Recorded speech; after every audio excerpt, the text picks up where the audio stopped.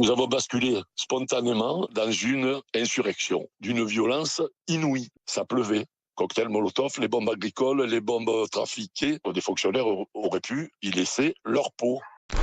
La colère reste très vive chez les éleveurs, réunis ici sur une exploitation de Galéria. Ceux venus de Balagne seront bientôt les premiers à subir les nouveaux contrôles destinés à vérifier que les surfaces déclarées ne sont pas surestimées. 20% de surface retoquée signifierait la fin de la totalité de la prime à l'hectare pour l'agriculteur concerné. En 99, 2002, 2008, 3 accidents mortels ont encore eu lieu dans les massifs insulaires. Un terrain de jeu qui peut se révéler fatal lorsque la météo est mauvaise. Il est 4h cette nuit quand ce catamaran de 23 mètres de long s'embrase dans le port de Calvi. Sur ces images de vidéosurveillance, on aperçoit en bas à droite un jet d'essence, puis les flammes. Une méthode répandue dans les milieux du grand banditisme.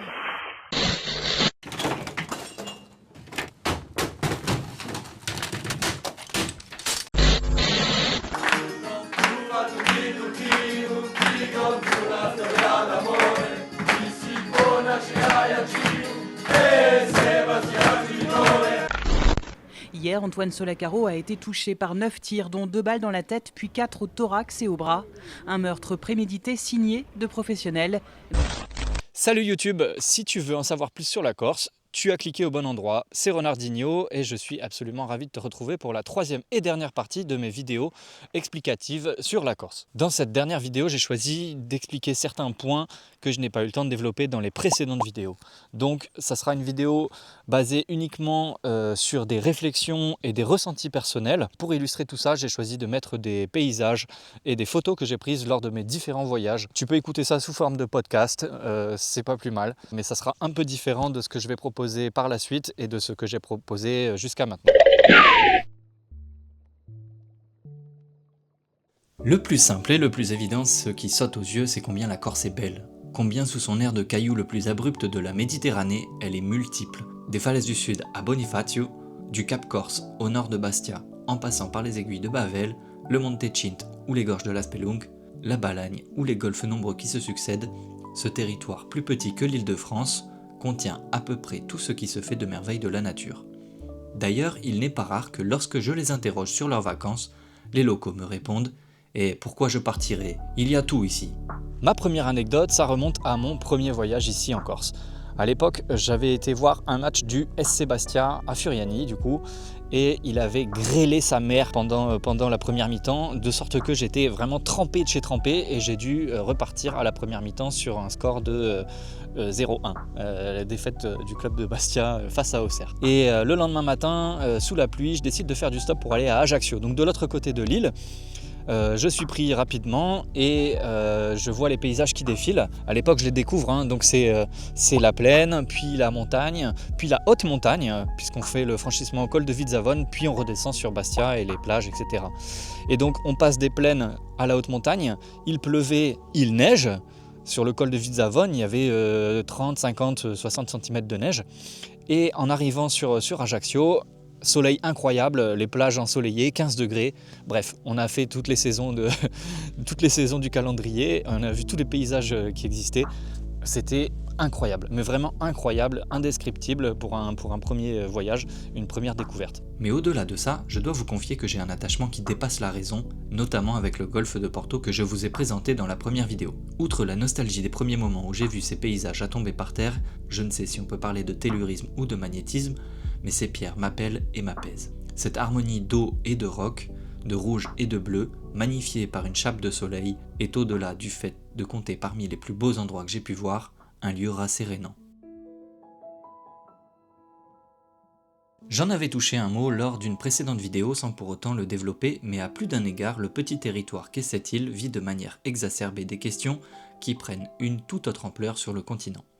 Vit-on une nouvelle crise existentielle en France ou ailleurs dans une ère du temps où si pas les peuples, les politiques courtisent de plus en plus le repli et la fermeture des frontières? Sans doute. Pourtant la question de l'identité me laisse toujours perplexe, car trotte au fond de mon esprit cette grande interrogation: naître quelque part vous octroie-t-il un quelconque droit sur cette terre qui ne vous a pas choisi? Je vous affiche une citation qui m'a beaucoup inspiré, tirée du livre Les Vagabonds de la faim de Tom Cromer. Peut-être parce que je suis profondément déraciné, vagabondant depuis plusieurs années, détaché de tout le lot de patriotisme de foire ou de franchouillardise qu'on voudrait coller et figer au dos de nos congénères, peut-être parce que je ne pense pas la culture ou l'identité par le petit bout de la lorgnette comme quelque chose de sacré, qui se capture et reste inchangé au cours des siècles, mais au contraire qui se nourrit des influences étrangères comme nous les nourrissons et les altérons par nos échanges mutuels, mais je comprends bien combien ce serait rassurant que rien ne bouge, rien ne change ou rien ne disparaisse pour certains. Il en va autrement dans un monde qui tourne de plus en plus vite et de manière chaotique ou désordonnée, où la quête de sens est de plus en plus pénible. Ici en Corse, peut-être plus que partout ailleurs sur le territoire français, de par le fait qu'il s'agit d'une île et d'une ex-colonie, il y a une question de sol, d'appartenance, de groupe. Être corse, c'est être né et vivre en Corse. Aux yeux de beaucoup d'habitants, partir, c'est quelque part renoncer à cette nationalité virtuelle, abandonner les siens, les quitter presque sans retour. Et je pense que dans beaucoup de têtes, une sorte de hiérarchie existe, avec au sommet les semblables iliens, et puis plus bas se battent les étrangers, continentaux et autres, avec les déracinés, ceux qui sont partis ou reviennent du fait que leurs parents soient partis avant eux, ceux-là trouvant rarement grâce aux yeux des autochtones, ayant pour ma part déjà entendu le terme de bâtard pour les qualifier. Il y a une langue corse, parlée par petits et grands, enseignée à l'école et à l'université, un caractère corse, une façon de recevoir les invités, de protéger de la violence les femmes et les enfants, un humour, et même une sorte de philosophie corse, très fataliste et respectueuse du temps long, tout cela s'agrège en une culture corse propre qui contribue au charme de l'île, ou à nourrir une sorte de miroir aux alouettes pour les personnes en quête d'un retour aux vraies bonnes vieilles valeurs, entre guillemets, car la population change, les générations se succèdent et certaines choses se perdent inexorablement. Ma deuxième anecdote, elle concerne le changement de mentalité au sein des générations corses, notamment via le prisme du stop. Moi je fais beaucoup de stop ici, n'ayant pas le permis, n'ayant pas de voiture. Et c'est vrai que je me retrouve face à des chauffeurs qui sont essentiellement âgés, ou bien de la génération de mes parents, donc des années 50-60, ou bien encore plus âgés. Il faut savoir que les jeunes générations, les trentenaires, les quarantenaires, ils ont eu le privilège d'avoir des voitures très tôt dans leur vie et de pouvoir passer le permis et circuler à leur aise. Ce qui n'a pas été le cas du tout de leurs parents et leurs grands-parents, qui eux ont bien connu cette entraide et cette solidarité entre les habitants pour pouvoir se rendre d'un point A à un point B, parce que les transports sur l'île, encore aujourd'hui, sont catastrophiques. Il y a une ligne de train qui circule au milieu de l'île, qui est très chère en plus, et il y a un bus par jour qui descend à droite, à gauche, mais si vous habitez dans un petit village ou quoi, ben vous êtes cuit. Et donc je vois vraiment cette différence de culture, d'éducation. Très peu de jeunes Corses s'arrêtent pour prendre un stop, parce que vraisemblablement ça leur viendrait pas du tout à l'idée d'aider quelqu'un ou de s'arrêter, etc. Ils n'ont pas du tout connu ça, et c'est un des points qui fait qu'il y a des choses qui changent. Par expérience, je suis pris en stop une fois sur deux par des étrangers, par des touristes. Et ça me fait rudement plaisir, parce que si je devais me contenter seulement des Corses, eh ben, j'irais pas très loin, je pense, où j'attendrais beaucoup. C'est vrai que j'ai pas toujours la chance d'être pris en stop rapidement, et sur certaines portions, eh ben, je dois attendre au moins 1 heure parfois, si je ne suis pas très chanceux. Et quand certains y voient le signe d'une édulcoration, de par la mixité de notre monde globalisé de lendemain pas bien chantant colonialiste entraînant guerre, dépendance et migration, j'aimerais également pointer du doigt la nouvelle classe bourgeoise corse qui, non content de récupérer les possessions des précédentes générations, ou les entreprises familiales qui ont travaillé à l'essor de l'île après la Seconde Guerre mondiale, les ont traités comme la dernière des vaches, sans jamais y porter le moindre égard, prêts à sacrifier famille, parole et éthique sur l'autel du gain et de l'héritage. Difficile de mettre tout le monde dans le même panier, mais beaucoup de touristes que j'ai pu interroger sentent au moins une fois dans leur voyage une différence flagrante de traitement avec les locaux. De passage, considérés comme des portefeuilles sur pattes à alléger, le mépris affiché de certains Corses à leur égard ternit définitivement leurs vacances, alors que ces gens étaient ravis des beautés de l'île. Côté Corse, n'a-t-on pas droit à une fatigue et une lassitude justifiées de ces vagues touristiques qui, pour les uns, méprennent ou pour les autres, ne respectent pas quelques règles élémentaires de savoir-vivre. La vérité doit toujours se situer entre les deux. Les assassins sont jeunes, peut-être moins de 20 ans. Ils sont de type maghrébin, des témoins les ont vus, car ils n'ont même pas pris la peine de cacher leur visage. Pas de bol pour le JT, ce coup-ci c'était une bande de Corses pur jus. Nous sommes en 1998. La France black blanc beurre n'est pas encore championne, mais l'immigration est un sujet déjà chaud en Corse. Le gros trauma se situe post-guerre d'Algérie avec les accords d'Évian en 1962 et fait étrangement écho à ma précédente vidéo. Souvenez-vous, ces Grecs que les Génois installent avec les allocs et la télé 4K comme des pachas sur les terres de gueux qui bouffent de la châtaigne à tous les repas. 2 siècles plus tard, l'État français refait la même chose en désignant aux pieds noirs qui fuient l'Algérie un lopin de maquis qu'on appelle la plaine orientale pour installer leur nouvelle plantation avec les aides qui vont bien, sous les yeux médusés de locaux qui n'y comprennent goutte à cette arrivée de colons décolonisés qui recolonisent une ex-colonie. Alors ça jalouse, ça voit rouge, et commence dans la région un bras de fer entre groupements factieux et diaspora pieds noirs dont les propriétés sont mises parfois à sac, incendiées ou rançonnées. Mais les pieds noirs ne sont pas tout le problème, car ils ramènent dans leur bagage une certaine population qui terrorise déjà les campagnes, non pas par son ardeur au travail et son humilité, mais par sa couleur de peau et ses salamalek. En d'autres termes, selon la pensée coloniale, des gens qui devraient rester, si pas chez eux, rester à leur place tout au bas de l'échelle sociale, sans faire de vagues. Dans le contexte post-1945, la Corse est en train de passer la seconde. La misère et la malaria dans le rétro, les continentaux voient d'un meilleur œil la modernisation des barbares et pensent en faire une destination sympa et accessible pour un été. Le tourisme balbutiant conquit rapidement, car à quelques encablures de Marseille ou Toulon, on est si dépaysé et les beautés de l'île attendent les flots à venir de touristes du monde entier, fournissant travail à une bonne partie des Iliens. Cette attractivité nouvelle attire nécessairement et la situation de l'île nichée pile poil entre le continent et les anciennes colonies d'Afrique du Nord en fait un pied-à-terre idéal. Mais si j'ai parlé d'immigration, il me semble très juste aussi de revenir sur le phénomène d'émigration. Les Corses quittant leur île ou bien à destination de Marseille, Nice ou Paris, ou bien vers l'Amérique ou les colonies, pour saisir une chance de quitter une misère profonde ancrée jusqu'à la sortie de la Seconde Guerre mondiale. Cette dépopulation qui a commencé au milieu du 19e siècle s'inverse à partir des années 1960, du fait notamment de l'immigration et de la décolonisation qui poussent certaines familles à rentrer. Mais ce ne sont pas les seuls étrangers à catalyser toute la haine des plus nationalistes d'entre les habitants, puisque les continentaux fortunés et les retraités contribuent à grossir les rangs des nouveaux arrivants, acheter des terres et aux grandes dames des habitants ancestraux, parfois même s'y installer. Malgré une natalité en berne comme dans le reste du pays, et donc à terme un problème de main-d'œuvre, la Corse accueille environ 4000 nouveaux habitants étrangers, du continent ou d'ailleurs, par an. En 2012, selon l'enquête intitulée Sociologie de la Corse de Jean-Louis Fabiani, un habitant sur 12 était immigré. Ce qui fait dire au nationaliste Ivan Colonna depuis sa prison, petit à petit on disparaît, on est dilué. Et le sentiment d'une submersion est sensible parmi la population. N'ayant qu'un réseau de transport lacunaire ou inexistant, je suis obligé de faire du stop pour me déplacer sur l'île. Et ainsi, par la force des choses, mais aussi pour mon plaisir, je rencontre et discute avec beaucoup d'habitants originaires au nom de la Corse. Ce discours déplaisant et ignare vous balançant au nez que le premier échoué aura les papiers français et plus d'avantages que vous, je l'ai retrouvé plus d'une fois, largement banalisé depuis les dernières législatives de 2024, où les discours racistes du RN trouvent des oreilles attentives ici sur l'île. Et l'histoire nous invite à penser avec plus de profondeur ces supposés problèmes brandis par populisme. Richesse, ressources et de la place dans le monde, j'ai la conviction qu'il y en a pour chacun d'entre nous. Le peuple corse n'est pas apparu sur cette île par l'onction du Saint-Esprit, pas plus que celui qui naît à Paris ou à Hong Kong. C'est le produit d'une lente opération mêlant culture et géopolitique, empire et gouvernance, peuplades fuyant les guerres et d'autres les repoussant.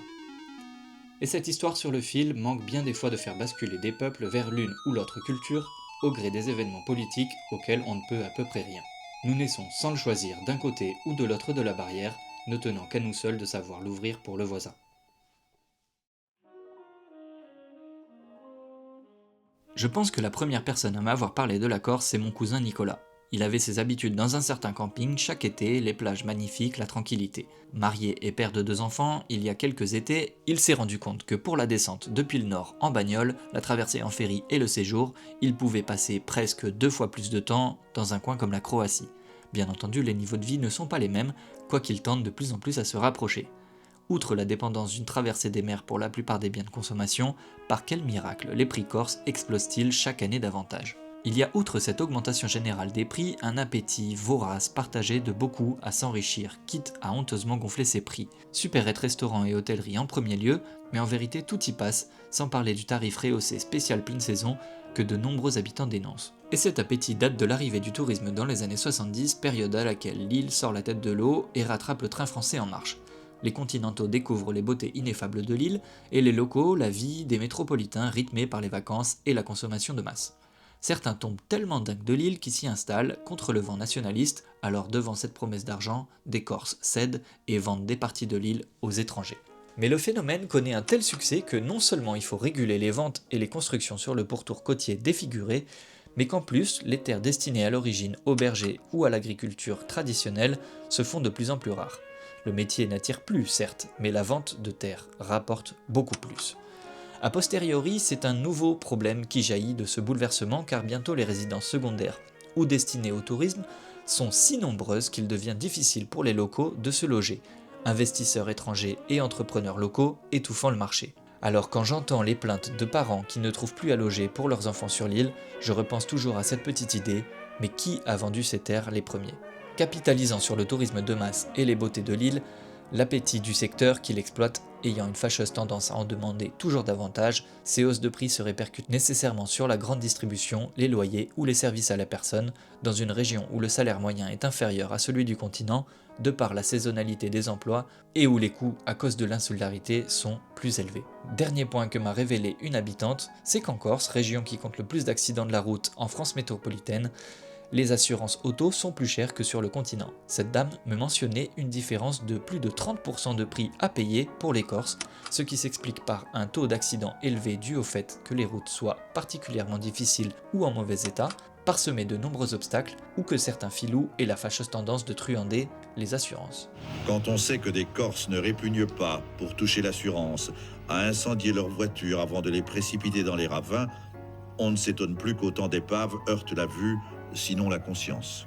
Ma quatrième anecdote, c'est en rapport avec l'agriculture. J'ai rencontré un agriculteur qui était syndicalisé dans le temps et qui m'a raconté quelque chose. Il était scandalisé par le nombre de millions qui étaient injectés dans l'agriculture corse, un nombre de millions conséquent qui venait de l'État français ou de l'Union européenne, et sur le terrain, de n'en voir aucune trace. Où sont partis ces millions? C'est une grande question.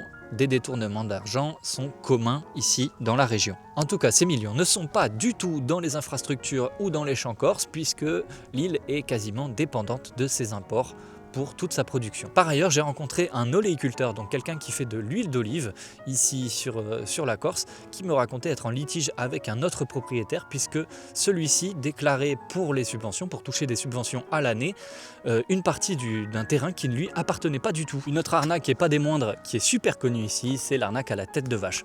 On a une prime qui est décernée annuellement pour les éleveurs, pour les aider, pour les soutenir dans l'agriculture, et c'est bien normal. Seulement ici, on a cette arnaque qui est super connue. Ces têtes de bétail sont partagées entre certains agriculteurs qui sont un petit peu filous. Je vous prends un exemple tout simple. Un premier éleveur a 20 têtes de bétail, le deuxième en a 10. Eh bien, ils vont en déclarer chacun 30, si ce n'est 35 ou 40, puisque personne n'ira vérifier dans les montagnes s'il y a vraiment 40 têtes de bétail qui appartiennent à Doumé et 40 autres qui appartiennent à Jean-Baptiste. Voilà. Mais il convient de remarquer tout de même une chose avec la Corse, car plus que n'importe quel autre territoire métropolitain que j'ai visité, et à l'encontre du proverbe « ne mords pas la main de celui qui te nourrit », la défiance affichée de certains à l'égard de l'État français s'évanouit lorsqu'il s'agit d'en tirer allocation, chômage, pension retraite ou aide pendant le Covid. À géométrie variable, ces individus uniquement guidés par leur profit personnel deviennent d'un coup beaucoup plus flous quand il s'agit de respecter déclaration de revenus, d'impôts ou le droit du travail pour ceux qu'ils emploient. Dans la vidéo sur Cargèse, j'évoquais les problèmes du banditisme et de la mafia. Ces problèmes sont connus de tous mais invisibles de qui ne trempe pas dans ces milieux. Si une longue tradition romantique émane du bandit de grand chemin corse, c'est qu'il a connu ses belles heures entre rapt de la femme aimée, détroussage des notables et vie de lucre pour son bon plaisir à la barbe des autorités. Ces bandits qui ont alimenté les légendes et fait rêver les gosses trouvent leur place sous l'occupation génoise ou plus tard française et incarnent ainsi une forme de résistance populaire et logique face à l'envahisseur. Dans un milieu où beaucoup de villages sont retirés et loin des grands axes, face aux diverses invasions et compte tenu d'une forte tradition de la chasse, encore ancrée de nos jours, l'arme tient une place non négligeable dans la culture corse. Outil de subsistance, ou garant de la sécurité du foyer ou du village, son utilisation s'est retrouvée dévoyée avec le temps, devenant un avantage ou un moyen de pression sur celui qui n'était pas également armé ou allé contre certains intérêts. Qui dit arme dit fait divers. Alors malheureusement, j'ai un fait divers à vous raconter, une histoire un petit peu sordide puisque j'ai dans mes connaissances une personne qui a fait de la prison pour ça. Une personne qui a eu un problème avec son voisin d'en face et c'est allé tellement loin qu'il a fini par le tuer. C'était un règlement de compte puisque l'un et l'autre étaient armés et ils ne pouvaient tellement plus se voir, ils se mettaient tellement l'un et l'autre en danger de rester l'un en face de l'autre que c'est allé vers l'irréparable. Mais pour contrebalancer cette anecdote sordide, eh bien j'ai une anecdote plus légère qui est qu'une dame de 76 ans, qui est aujourd'hui très bien lotie, etc., a fait un beau mariage. Et pour son mariage, on lui a offert un pistolet par exemple, un pistolet serti avec des diamants et une crosse en ivoire, mais un pistolet quand même. Alors est-ce qu'elle en aurait eu l'utilité ? Non, pas du tout, parce que c'est définitivement pas le genre à faire des casses ou à braquer des banques. Mais dans l'imagerie et la culture corse, donner une arme, offrir une arme, la passer son arme par exemple du grand-père au petit-fils, c'est quelque chose de très courant. Malgré une tendance en baisse de la criminalité, les homicides occupent une part importante, si ce n'est croissante, de celle-ci. En 1997, période de haute tension politique sur l'île, on comptait 21 décès et 12 autres tentatives par arme à feu. En 2023, ce chiffre descend à 18 décès et augmente à 16 tentatives. Rapporté à sa population de 350 000 habitants, ces chiffres sont 3 fois supérieurs à la moyenne nationale et à l'échelle d'un village comme Cargèse, triste haut lieu historique du banditisme avec Sartène et Propriano, c'est presque un assassinat par an ces 8 dernières années. Mais malgré des tentatives pour endiguer le phénomène, notamment du port d'armes illégales par des saisies, l'arme à feu reste culturellement très ancrée dans l'esprit corse, comptant rarement sur les autorités pour régler un différend ou assurer sa défense. Le second fléau qui ravage l'île depuis plus de 50 ans est intimement lié au premier, c'est la drogue. Pas de colline du crack ou de quartier livré à la merci du deal, mais une consommation bien réelle et répandue, banalisée non seulement dans tous les milieux, mais aussi toutes les générations. Ainsi, la cocaïne ou l'héroïne rencontrent non seulement un grand succès dans les villes comme Ajaccio ou Bastia, mais ne se cantonne pas au milieu dit festif, mais aussi au petit patelin où l'hiver ça s'emmerde sévère. C'est ce que m'a raconté un chauffeur de poids lourd, héroïnomane pendant plus de 30 ans qui tenait absolument à parler de ce problème très sous-estimé selon lui dans l'opinion publique. Car la consommation commence très jeune, notamment à Ajaccio où j'ai déjà entendu des jeunes parler de soirées cocaïne dès le collège pour s'encanailler, faire comme les plus grands. Et la Corse, par ses bandes mafieuses qui organisent une partie du transit des drogues vers le vieux continent, baigne là-dedans. Je vous ai parlé de la French Connection, filière active des années 30 à 1975, composée de nombreux voyous corses, qui organisaient le trafic notamment d'héroïne en Europe et son export aux États-Unis, mais la relève à l'échelle de l'île s'est effectuée par les bandes du Petit Bar d'Ajaccio ou de la Brise de Mer à Bastia, qui ont inondé les marchés domestiques, jusque-là préservés par une certaine forme de respect entre guillemets. Eh bien merci à tous d'avoir regardé cette vidéo, j'espère que ça vous aura plu, j'espère que vous aurez appris des choses, j'espère que vous aurez appris aussi à aimer un petit peu la Corse, malgré ce que j'ai pu dire, etc. Ça reste un territoire formidable, hyper intéressant. Moi j'ai adoré passer des saisons ici et échanger avec les locaux, etc. C'était des problématiques... mon père, le linguiste, dirait des problèmes, c'était des problèmes en tout cas que j'ai adoré aborder et sur lesquels j'ai eu du grain à moudre. Ça m'a permis de beaucoup réfléchir et me remettre en question aussi mes connaissances, etc. C'est vrai que quand je suis arrivé ici pour la première fois, je ne savais absolument rien de l'île, donc j'ai fini par apprendre. Et si j'ai pu un peu transmettre de cette passion et de cette connaissance via ces vidéos, c'est vraiment tout gagné pour moi. Merci à tous d'avoir suivi ça. On se retrouve dans quelques temps dans un autre pays. Voilà, on ne sera plus en Corse, on ne sera plus en France, on sera au Japon, puisque je repars à Tokyo d'ici 15 jours. Donc voilà, j'espère vous en faire des vidéos super. J'ai des petites idées qui me trottent derrière la tête et j'espère surtout que ça sera un petit peu différent de ce qu'on a l'habitude de voir sur le Japon et Tokyo. Je vous en dis pas plus. Mettez la petite cloche, les petits commentaires si vous avez des choses à me dire. J'y réponds, ça me fait rudement plaisir. Merci à tous, passez une très très bonne journée et puis à la prochaine. C'était Renardinho, ciao!